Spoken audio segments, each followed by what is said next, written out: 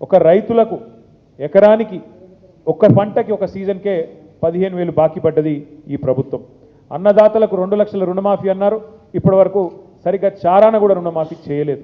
కౌలు రైతులకు 15,000 బాకీ, రైతు కూలీలకు 12,000 బాకీ, ఆటో అన్నలకు దాదాపు 24,000 బాకీ, మహిళలకు నెలకు 2,500 రూపాయలు బాకీ, పెళ్ళైన ఆడబిడ్డలకు తులం బంగారం బాకీ, మా పేద అవ్వలు తాతలకు నెలకు 4,000 బాకీ, చదువుకునే విద్యార్థినులకు స్కూటీలు బాకీ, అట్లాగే అన్ని రకాల వరికి 500 రూపాయల బోనస్ బాకీ, అందరికీ అందలేదు 200 యూనిట్ల గృహజ్యోతి చాలామందికి బాకీ, పేదలకు ఇస్తామన్న ఇందిరమ్మ ఇల్లు బాకీ, ఉద్యమకారులకు 250 చదరపు అడుగుల స్థలం బాకీ, అట్లాగే యువతకు 5 లక్షల విద్యా భరోసా కార్డు బాకీ, 4 కోట్ల మంది రేవంత్ రెడ్డి గారికి పడ్డ బాకీని గుర్తు చేయడానికే, 4 కోట్ల మంది కాంగ్రెస్ పడ్డ బాకీని గుర్తు చేయడానికే ఈ బాకీ కార్డు తీసుకొస్తా ఉన్నాం.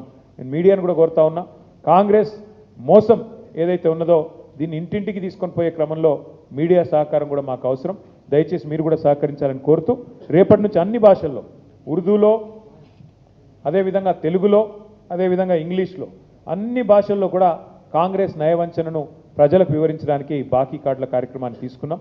ఇంటింటికి తీసుకొని పోతాం, తప్పకుండా ప్రజల్ని జాగృతం చేస్తాం. కాంగ్రెస్ మోసాన్ని మా మీద కేసులు పెట్టినా, మా మీద ఏ రకంగా మమ్మల్ని వేధించే ప్రయత్నం చేసినా భయపడేది లేదు. మేము ఒకవైపు లీగల్గా న్యాయపరంగా ఎదుర్కొంటూనే అన్ని రకాలుగా కూడా న్యాయస్థానాల మీద మాకు నమ్మకం ఉంది కాబట్టి ఆ కార్యక్రమం చేసుకుంటూనే, మరొక వైపు ప్రజల తరపున ప్రధాన ప్రతిపక్షంగా గొంతు విప్పుతూనే ఉంటాం. కాంగ్రెస్ పార్టీ నిలదీస్తూనే ఉంటాం. కాంగ్రెస్ పార్టీ ఇచ్చిన హామీలు అమలు చేసేదాకా వదిలిపెట్టమని చెప్పి మళ్ళొకసారి తెలియజేస్తూ ఇవాళ